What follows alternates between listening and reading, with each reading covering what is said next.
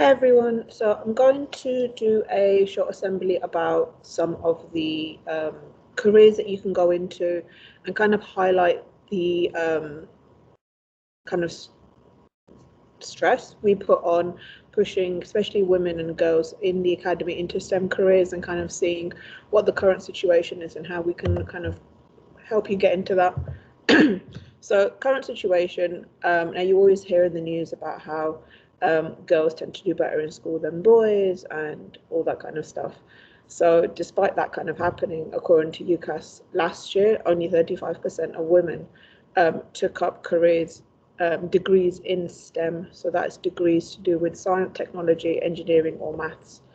And then if you look at the current workforce in the UK, despite women being 46% of the UK workforce, only 13% are in STEM occupations. And that's actually even smaller when you look at roles in engineering. You only actually got 8% of women in engineering roles. And it is kind of mimicking what we see nowadays. When you think of an engineer, you think of a man. When you think of a nurse, people think of a doctor, of a female. When you think of a doctor, people stereotypically think of a male.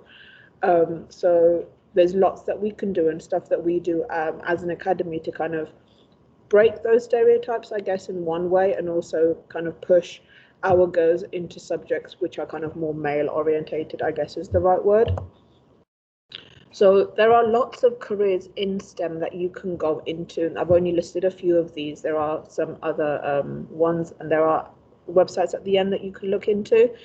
So just kind of looking at science, if you think of any science subject that you study, any sort of topic that you study in biology, chemistry, physics, I can guarantee there's probably a job for it.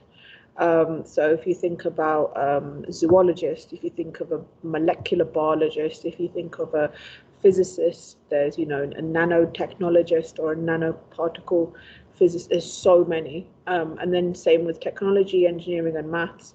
There's roles that you wouldn't even think of. So you can actually work in a science company as a lawyer, like as a patent lawyer. So a patent is when they've got like a new product and you need to go through all the legislation to say, yes, this is our trademark product. I'm going to put our stamp on it. Same with engineering. There's different roles in engineering that people tend not to think about. There's roles in like fragrances. You can think of like materials, metals. With technology, I had a friend who now works for a massive game company. I can't think of which one it is he works for, but he is basically sits there and his job is to, you know, all the glitches that you have in a video game. That's his job. He will sit and play games and he'll say, oh, there's a glitch there, there's a glitch there, there's a glitch there, and that's their job. So there's jobs in that. You can become an animator if you like art. So many roles that you can kind of go into. And then kind of linking it back to our academy as kind of Aston University Engineering Academy and Aston University Sixth Form, what we kind of do to help. We've got lots of careers advice, particularly with Miss Morgan in Miss Chapman's office. And then you've got Miss Rendo, who will often help you with careers. Myself and Miss Bedney work in terms of UCAS, but there's lots of advice and help that you have, starting with your form tutor really and asking them kind of, this is where I am now, and then what can I do? And it seems really early, particularly for some of you who are thinking, oh, but I'm only in year 9 or I'm only in year 10. But the choices that you make now, particularly, you know, in year 10 and definitely in year 11, will have a massive impact on where you see yourself in 5 years. And you don't want to be in a position where you're not where you want to be now, and then it kind of impacts how you're going to get into the career that you want to get into. Say you want to be a doctor, or you want to be an engineer, or you want to work for Jaguar Land Rover, or you want to work in kind of, you know, Rolls Royce.